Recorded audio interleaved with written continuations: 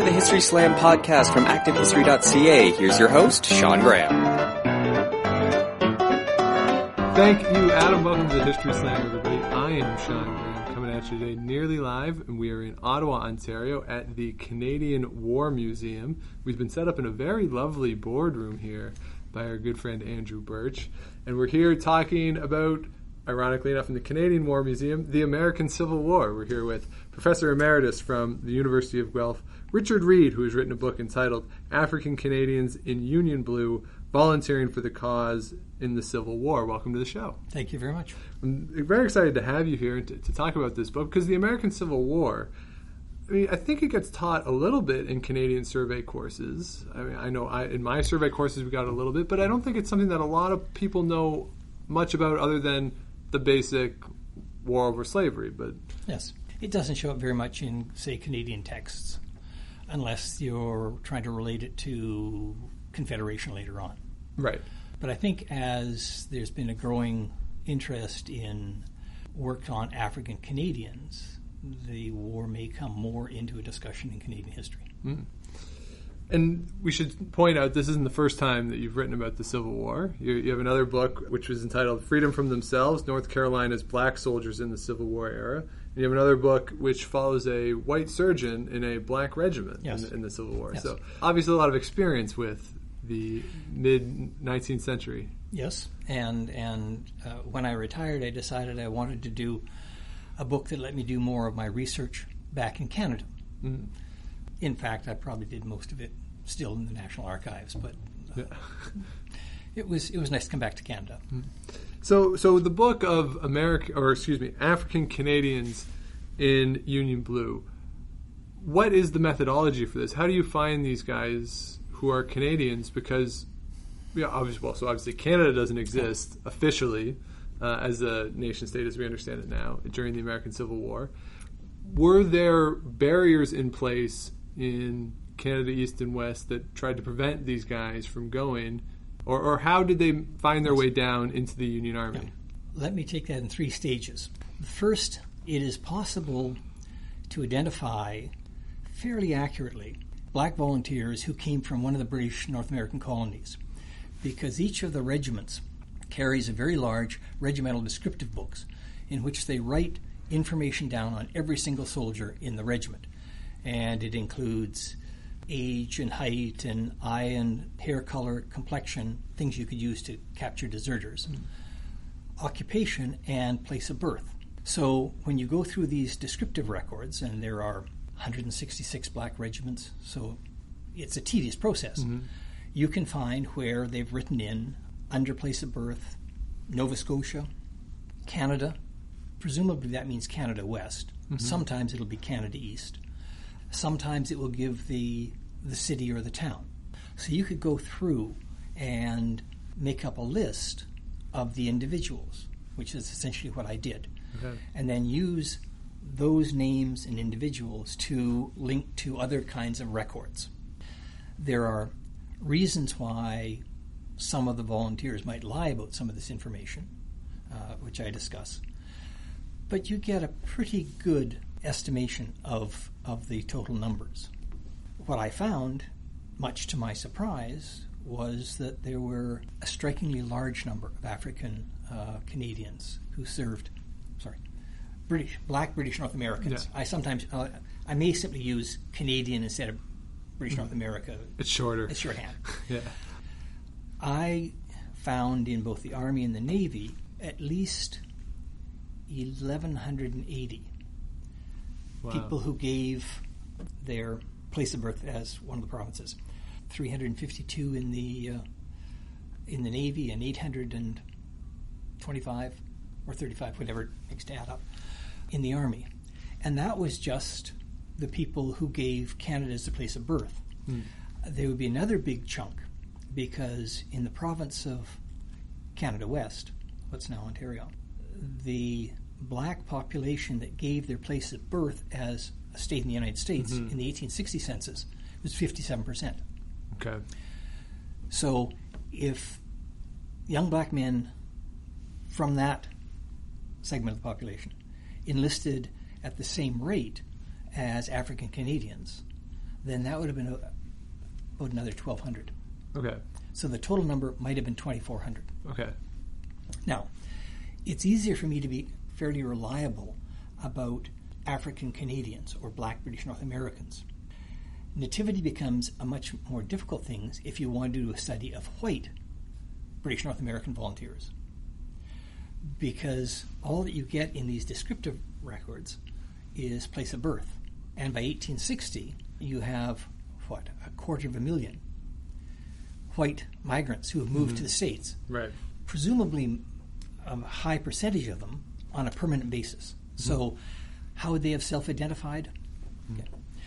With the black population in British North America in 1860, because of things like the Fugitive Slave Law, because of the discrimination in the northern states, the flow was largely, but not entirely, north. Although ironically, when you look at the U.S. Census for 1860, there are 1,000 people who give a place in Canada as their place of birth.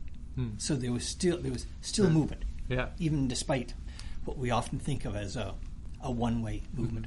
Second point you asked about restrictions. Yeah. There is a legal restriction. When the war started, the British announced they would enforce the British Foreign Enlistment Act of 1819, which made it illegal for a British subject to volunteer and serve in a foreign army in time of war. Okay, not just if it's a belligerent against the British, just anyone. Yeah, okay. And this was largely to stop Brits going to South America in that period of revolution and rebellion. Okay. And it's most noticeably used against attempts of the Confederacy to buy warships and munitions in Britain. Okay. But there are cases of Canadians being charged with and attempted to be prosecuted under this law. The best known, maybe, is a white Canadian, I believe he was a mining mogul, Arthur Rankin. And he tried to raise a regiment of Lancers in Canada in 1861. And, he was also holding a Canadian militia commission. Well, the British attempted to prosecute him, and it failed. Certainly, there are some blacks who were prosecuted under this war, and I found one who in 1865 ends up spending 2 years in the Kingston Penitentiary because of this. Oh, wow. So even if it wasn't, I suspect there's a backstory to that, but there was at least the threat for black or white Canadians going to volunteer that they might face prosecution.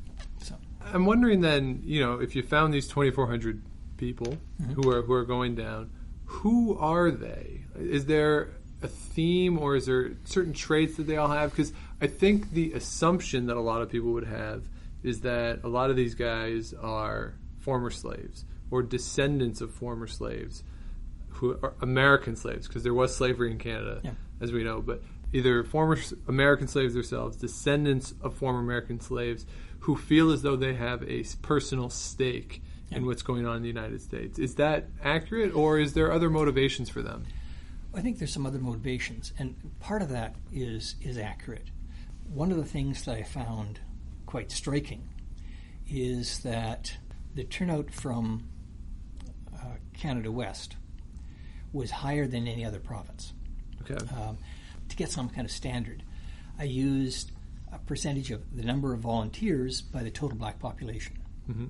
And in Ontario and Quebec, although those figures are very much smaller, about a little over 13% of the black population was made up of volunteers who went south. Okay. When you look at the other provinces, it was 2% in Nova Scotia, 6% in New Brunswick. Is that just because they were further removed from the action?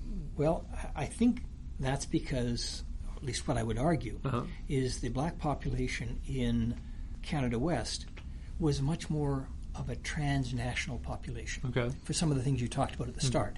Right. So many African Americans had moved into the province. Educators, clergymen from the States had come up. But there's a movement back and forth And so I think that there was a natural, thicker set of ties between black residents in Canada West and the adjacent states. Okay.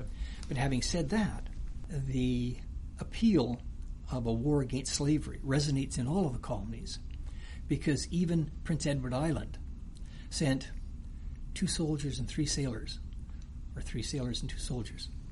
I get confused, my age. And that's out of a population that probably was no more than several hundred. Mm-hmm. Nova Scotia doesn't have a census at that point, so Okay. it's hard to know.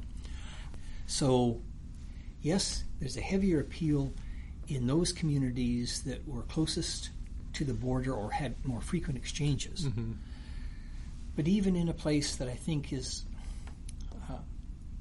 as far removed as British North American could be, PEI, there was an emotional and intellectual appeal to fight the war against slavery. I mean, how much of that comes out of where the British stand in the war? Is there any official rallying cry through the British North American colonies to help the North? Or is the official position, well, sort of be on guard in case things go poorly and they start coming north? This is the official position before the war. Well, so yeah, maybe the late 50s and maybe at the start of the war, yeah. There was government-sponsored plans to help blacks coming up. Mm. I suspect the answer would be, by and large, most people weren't concerned either way. And abolitionists are high-profile individuals by the fact that they're articulating something that most other people aren't bothering to articulate. Mm-hmm. But I think that there was some government support, some indifference, and both some private support and reluctance, because, as you know, there are examples of racism through British North America. Of course, yeah. Yeah. It's just not as virulent Right. a form as you find in the States. Mm-hmm. So these guys, these volunteers, they go ahead in the United States, they sign up. What was their experience like? Were they accepted wholeheartedly into the Union Army, or was there some concern by Army officials saying, well, if these guys aren't American, how can we trust them? What was that experience like? Was it and even just signing up and getting placed somewhere? What was that like for them? Well, the first regiment that is raised in the North, the 54th Massachusetts regiment that they make the movie Glory around, when that regiment begins to be raised, the governor of Massachusetts, who is a supporter of this, organized something known as the Black Committee, which was set up to help raise troops from outside Massachusetts. They knew that the black population in Massachusetts was fairly limited, and they probably couldn't raise a full regiment.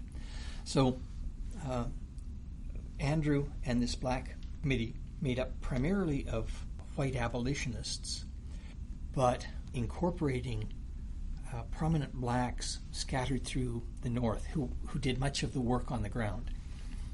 They tried to recruit not just from the northern free states, but also they sent people up into Canada. Okay. Now, because of the Foreign Enlistment Act, Yeah. it was a low profile. Sure, because they could get in trouble for this. Yeah. So there is an attempt to recruit them.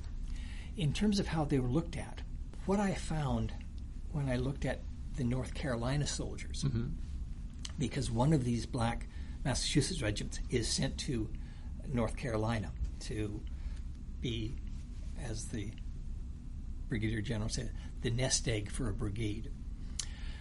Some of the officers, when they arrive down there with their black Massachusetts soldiers, leave comments about how poor the North Carolina soldiers look by comparison.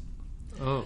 And clearly there's racism at work, but there's also regionalism. Right.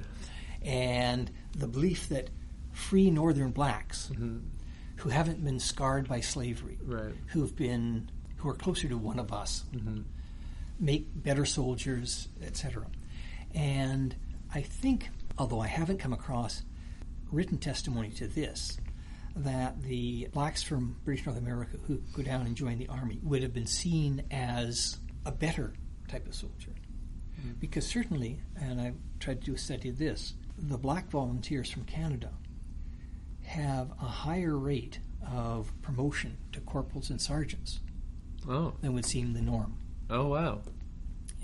And in part that would be because many of the African Canadians coming south were literate, and your non-coms have all kinds of responsibilities to keep records, because they would have been seen as better prepared for citizenship than African Americans from the south. Obviously, literacy would be a major role in this. If I can back up just for a moment. Yeah, please. Where there was real evidence that African Canadians were seen as being different and better than groups of African Americans was in the Navy. Okay. Where I can find examples of officers in the Navy talking about lumping the African Canadians into simply northern seamen. Okay. And then you get prejudicial comments made about the African American ex-slaves who were brought in on board the ships.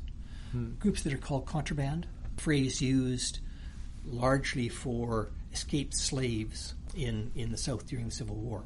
So in the Navy, I can find clear examples. In the Army, I simply look at rates of promotion, which seem to be a pretty good indicator. Within that context of promotion, they're being promoted within the black regiments, right? I mean, it's just as non-commissioned officers. Right. So there's still not, obviously there's racism in the Northern Army in the war, right? Like, they're not considered equal than whites. No. But perhaps the top level of black soldiers then? Well, is that a fair way to categorize that? Yeah, the most, or a lot of white officers would have been willing to allow blacks to hold leadership roles in a black regiment as long as it stayed in the black regiment. Right. The problem is when you give somebody a commission, you have to envision situations where in combat units will mix senior commissioned officer commands, and that's what tested the limits. And in fact, there's one example, a man who's a doctor, Alexander Augusta, an African American who ends up coming to Canada because he can't get his medical degree in the States. Okay. Gets it in Toronto, practices medicine there for 6 or 8 years, and then when the war starts, he applies to the War Department and offers himself as a surgeon. And he's one of the few African Americans or blacks of either country who gets commissioned. And he's made a surgeon with a rank of major. He has to go through some hoops and run into some real racism to do it, but he becomes commissioned as major in the 7th United States Colored Troop. Problem comes when that regiment is brigaded with 3 other regiments, and it turns out that he is the senior surgeon in the brigade. And there is a protest sent to the War Department by one white surgeon, Macy, but he's the driving force, but it's signed on by most of the other surgeons and assistant surgeons in the 3 regiments who say that they are all for black advancement, but that being under the authority of a black surgeon is something that no man should be able to should have to tolerate. And Augusta keeps his commission, but he's seconded to work in Baltimore for the war. Okay. So that's the classic example that there is increasingly more racial acceptance at certain levels. Right. But the doctors as officers push the barriers. And there is a fight to get competent black sergeants commissioned. And it's only at the end of the war that a very few get their commission. I mean, that's too much of a change for racial attitudes. And the few blacks you see who are commissioned tend to be people like chaplains or surgeons who are outside the chain of command and aren't going to be stuck in a situation where they may have to give. You're not really giving orders. Yeah, you're not really giving orders in those positions to white soldiers. Right. Yeah. Within that context, then, that there is this prejudice. What kind of tasks were given to?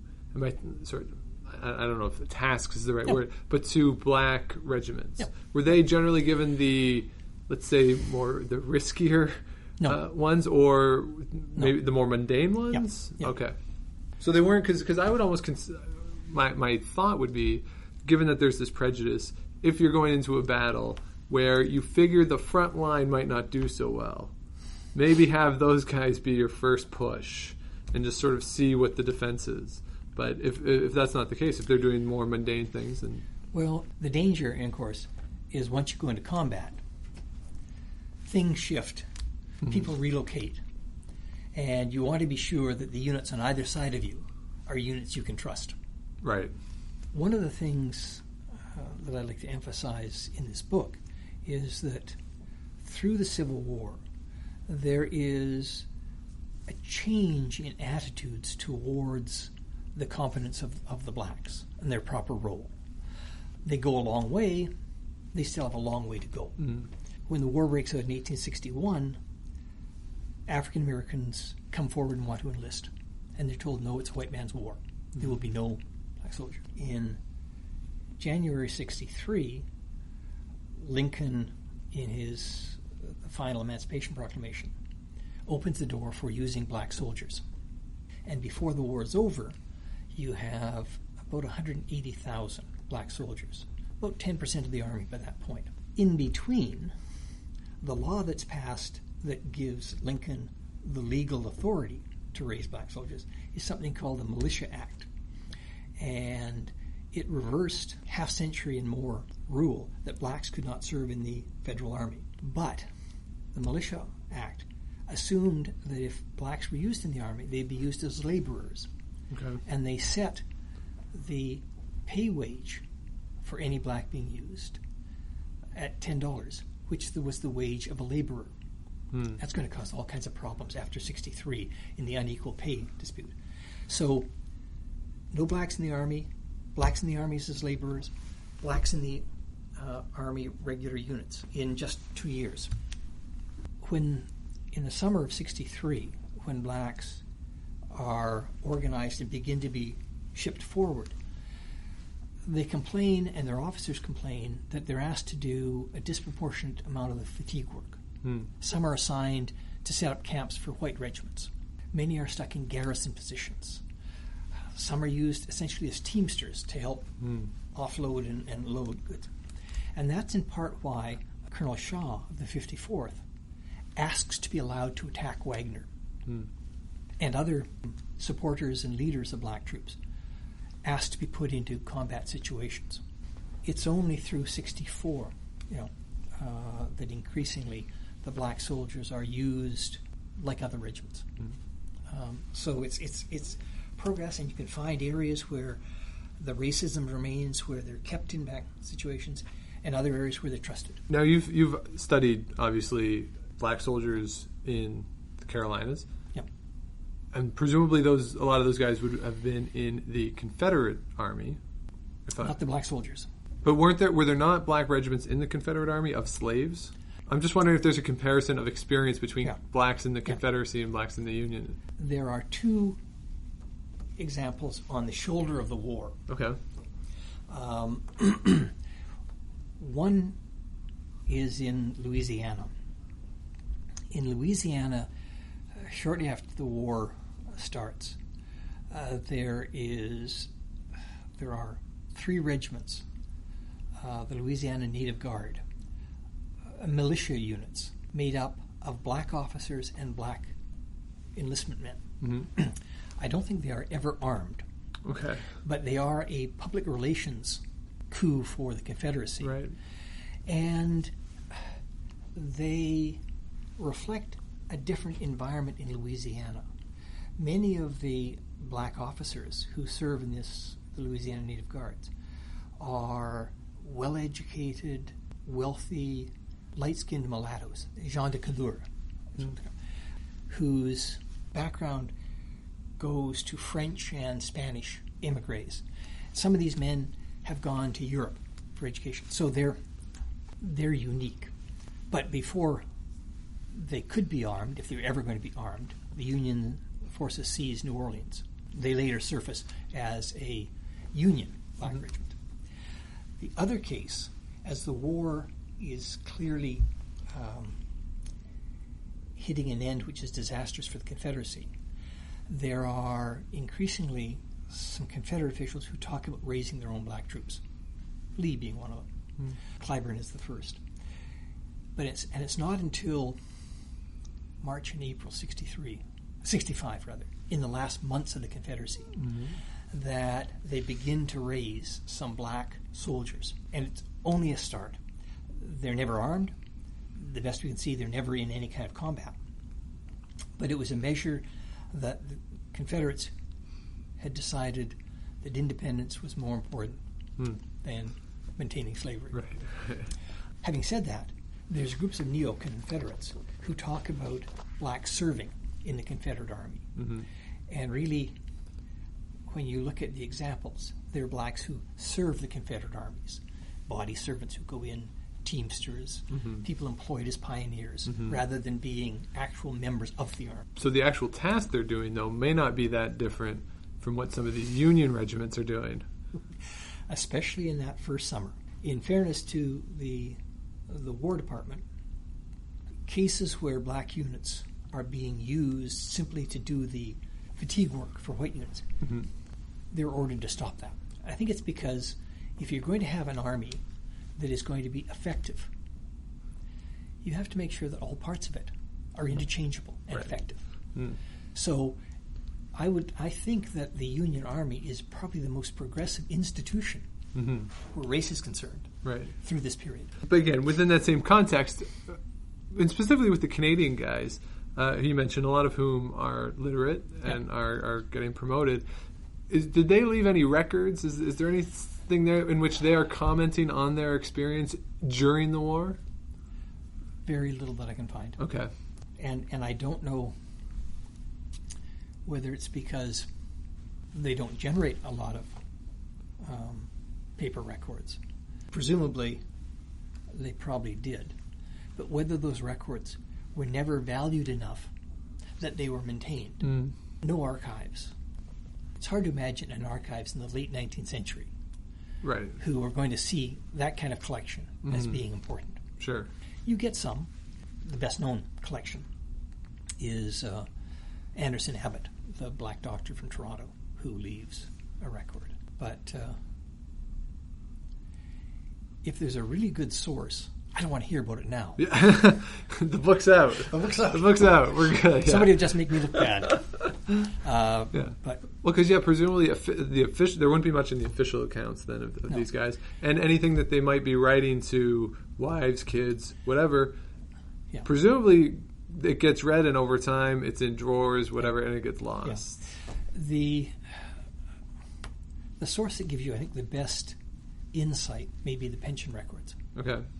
Because having served in the war, the Canadians were equally qualified to get a pension record even if they had come back to Canada. Oh, okay. So they would apply. The requirements that you had to meet to get a pension got reduced. So by 1890, if you had served in the Army for more than 60 days and had an honorable discharge and were incapacitated, it didn't have to be from a wound in the war, you could claim a pension. And there is formulaic quality to some of the applications. But in the pension records, you get all kinds of stories that come out, and these men, to claim the pension, would have to prove who they were, which often meant getting friends who were also in the Army to testify what they knew about them. So you can get a broad range of these stories. And this also would be true of the widows. Sure, yeah. And so some of the best stories in the book are of widows who marry and tell their story of what they did when the soldier was away. Now, this is very anecdotal, but I believe I heard that the last Civil War pension was paid out in 2000-something. I believe so. Which is insane, given that the war ended in 1865. And I believe the story was an old veteran in the late 19-teens or the early 1920s married a very young woman, and she inherited his pension and lived into the 21st century. I think there were also cases of a few dependents who were seriously handicapped. Okay. And they made exceptions because normally the pension for a dependent ended at 16. Okay. But these were people with handicaps who clearly could not look after themselves. And I think the pension, whether it required a special law, I don't know. But going back to your point, one of the things that has been claimed is that these pensions were used by the elder veterans as quid pro quo with young women who would look after them in their last years. Right. And then they get the pension. They get the pension. Yeah. So that was the trade-off. And there was one sailor that I deal with, Benjamin Jackson, who is from Nova Scotia. He may fit that bill. He had been a sailor off and on before the Civil War. He signed on as a substitute, served for a little over a year, and went back to Nova Scotia. But he could claim a pension. And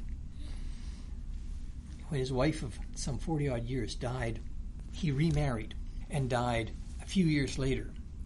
But in his will, he specified that he be buried next to his first wife, Rachel.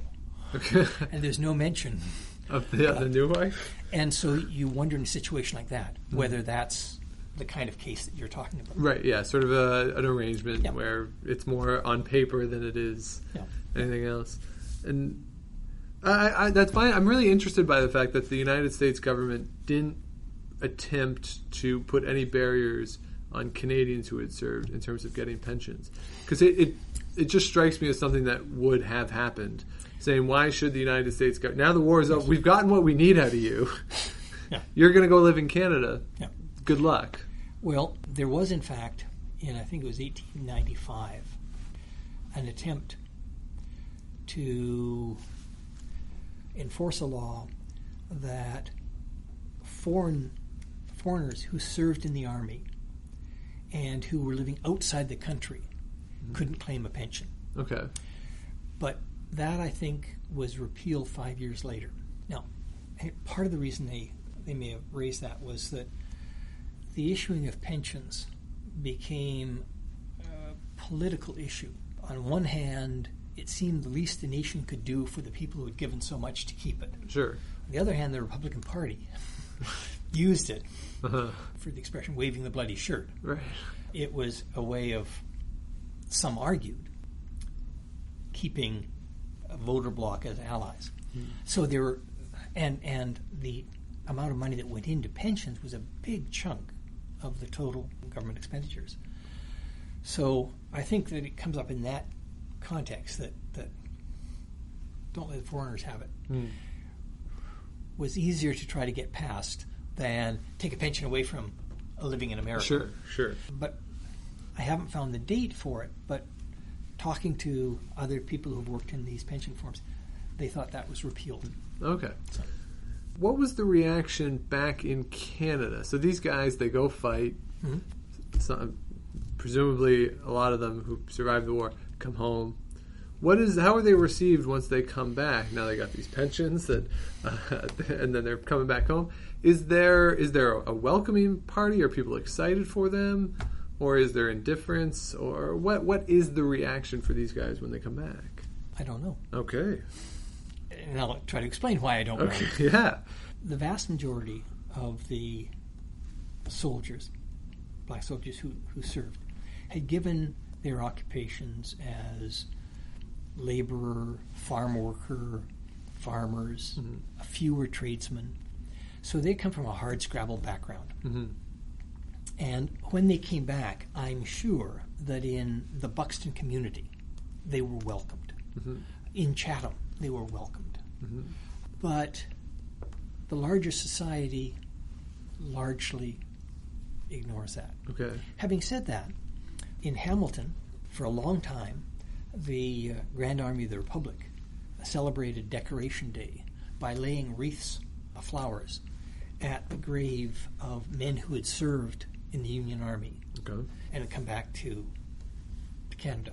And one of the graves that was flowered or decorated was an African American who had come back to Hamilton. Okay. So I don't know, but I think within the local communities, these people were seen as brave men and not heroes. Right. in the wider society, there was probably few ripples. Correct me if I'm wrong, but I believe for the most part, public opinion during the war was on the side of the Union in British North America. There's a lot of support for the Confederacy in places like Nova Scotia. Okay. Even in parts in Toronto. Okay. I mean, the official policy was for the Union. For the Union. So what about in terms of the, say, editorials in newspapers when they're writing about the war, is there comments of, particularly, say, pro-Union papers then, are they saying, well, not only should we support the Union for all these reasons, we got all these Canadians down there fighting as well. Are they used in that way? No, because I don't think many of them are recognized that they're in those numbers. Because it goes against the official, the law? Because when they left, for example, when they left the Buxton community, you can get in the records there of sizable numbers going. But if you read a white newspaper, there's no mention of these men. Okay. And even though we're talking about a couple thousand, we're talking about it over several years, across a range of communities, right, even across colonies. So, I mean, I haven't seen much of that kind of thing. And so it's not a situation like the First World War where everybody in every town knows somebody who's gone. It's much more scattered. In those towns where there was a black community that was fairly sizable. Chatham, Buxton, St. Catharines. Yeah. There, people would know somebody who left. Right. But if I lived in York, Toronto... It would depend on what part of the town you lived in.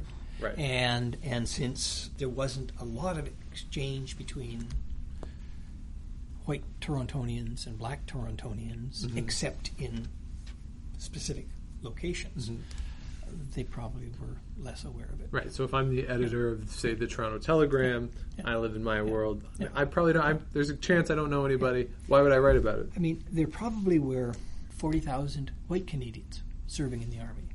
You don't hear much about that. Right. No. That's cheating, because I've already said at the start that many of those people had already left and were long gone before they volunteered. But And so we talked about 2,400 guys who go down to sign up. How many, as far as you can tell, survive? What's their casualty rate, and particularly in comparison to the overall rates for the war? Probably their casualty rate is a little less than the overall white casualty rate, because, well, some of the men join regiments like the 54th Massachusetts, and 4 Canadians die in the attack on Wagner early on. A lot of the other blacks who join Pennsylvania and New York regiments end up seldom seeing a battle. Some skirmishing, but most of it garrison, logistic, heavy lifting, that kind of thing. Right. And there's more of them die of disease than combat. And then some, I probably don't have the record who've died, because not all the records are that clear, and I haven't seen everything. Sizable numbers of the people who join the Army don't come back. They stay? They stay. Okay. And in fact, there's where I can identify people and link them. The Navy, and it's understandable when you think of their service, seems less affected by the war. When the war's over, they go back to, when I can find them, most of them have gone back to the provinces they've come from. A lot disappear. Okay. Lord knows where they are. Right. With the soldiers, probably half that I can identify stay in the States. And that makes some sense, because the sailors are on board a ship. Their community is afloat. A lot of them are on blockade duties, so they can see the coast, but that's it.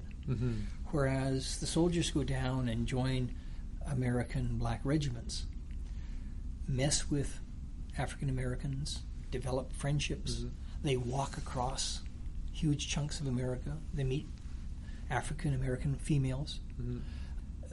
They're more likely to see their future being more fulfilling in the States.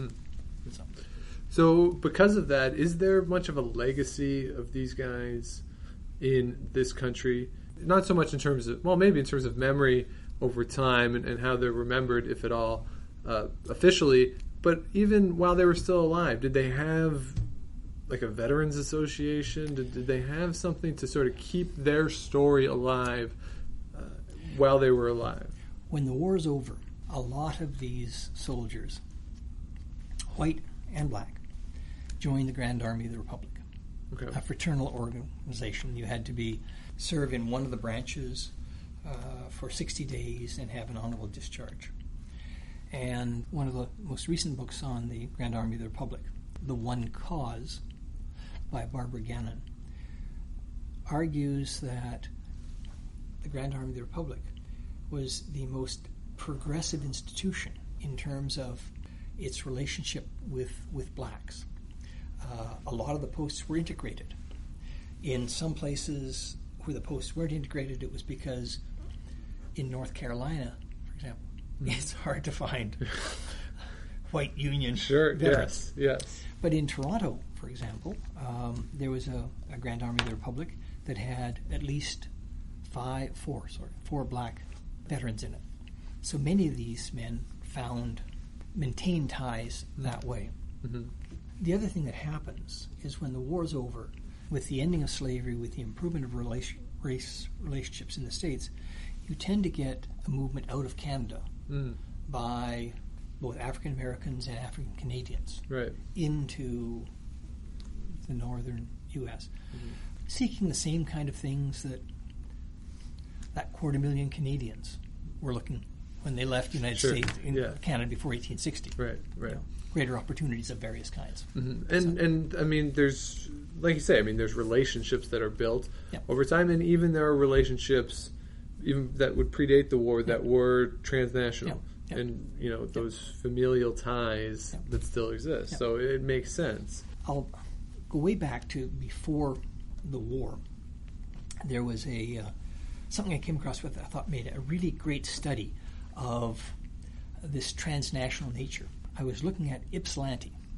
Ypsilanti is a little town outside Detroit. And I had come across a book on blacks in Ypsilanti, The Unfinished Dream.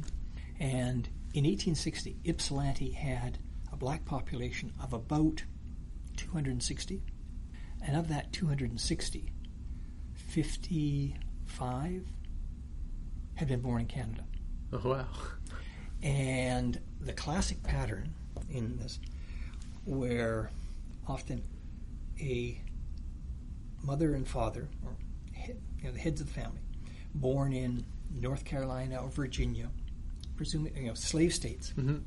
First child born in Indiana, next child born in New York, two children born in Upper Canada West, and a child of one born in Ypsilanti. And so you could see the route. Yes. Occasionally it would be the father born in a slave state, the mother from Canada West, a couple of children from Canada West, two children from Michigan. And so you could see this movement. It was caught there, which otherwise we never see. Right. The other, so there were 48 children. There were 6 young women who were all down as domestics. Okay. Roughly 17 to 21, so born in Canada. So these would be young women who are looking for opportunities, financial relationships, and then there were a couple of young men. I suspect that from other things I've seen, more young men might be in the woods during the winter, so they may have been outside the town. Okay. But this was this kind of, I realized when I looked at this, that the black population, at least in Canada West and the adjacent states, is much more dynamic and mobile and interconnected than we often give them credit for. And this is the kind of transnationalism that I think is responsible for the greater response in Ontario to the war. There's more connection. There's more motivation to do it. There's a personal reason to go. Yeah. So, just I guess this will be the last question because you have to go eat dinner. What is the legacy of this on a grander scale for Canada? I know there's. I mean, I've seen one other book about Canadians in the Civil War under that title. I believe Claire Hoy, if I'm not mistaken. Pretty sure it's called Canadians in the Civil War. So there's some notion that Canada was active in the Civil War, if not in an official capacity, but that Canadians were there. What does the involvement of these African Canadians tell us about British North America in the 1860s and sort of maybe Canada as a whole, if anything? Yeah, I think that it can tell you something about the nature of the black communities in British North America, and that may shed light on other aspects of the broader white community. The very fact that you get 13% enlistment in Ontario, 6 in New Brunswick, 2 in Nova Scotia, says something about attitudes towards the Union as much as anything else. You can draw other things from it, I suppose. You'll understand a trick question. What province do you think yielded the greatest number of sailors? Well, you would guess Nova Scotia. Yeah. Ontario generated 220. Okay. And that's out of a total of 352. Right. And it lets you look in two different directions. I mean, it probably reflects, in part, just how extensive commerce was in the Great Lakes and inland waterways, and the ways that black workers filled roles in that. So you could use it to look at an aspect of Canada. And because all of these people who left Ontario and joined the Union Navy didn't have maritime backgrounds, it also shows that the Union Navy is in a transition from wood and sail to iron and steam, where maritime skills were less valuable. Right. So you can use it as a lens to look at different things. Sure. Is there a long-term consequence in Canadian history? It's largely been ignored. But then, for a long time, African Americans played a sizable role, certainly in the last part of the Civil War, 10%. But within a generation, their role in the war was largely forgotten until it was resurrected late in the 20th century. So. And this book would be a part of that resurrection. Hopefully. Yes, and again, the book is African Canadians in Union Blue, Volunteering for the Cause in the Civil War, and that's been Richard Reid, Professor Emeritus from the University of Guelph. Thank you so much for doing this. Thank you very much, John. And I'd also like to thank Andrew Birch and our hosts here at the Canadian War Museum for having us. And if you have any questions or comments for the podcast, historyslam@gmail.com. Twitter is @Dr. Shawnee Fever. And if you're out and you see Enrico Palazzo, please say hi for me.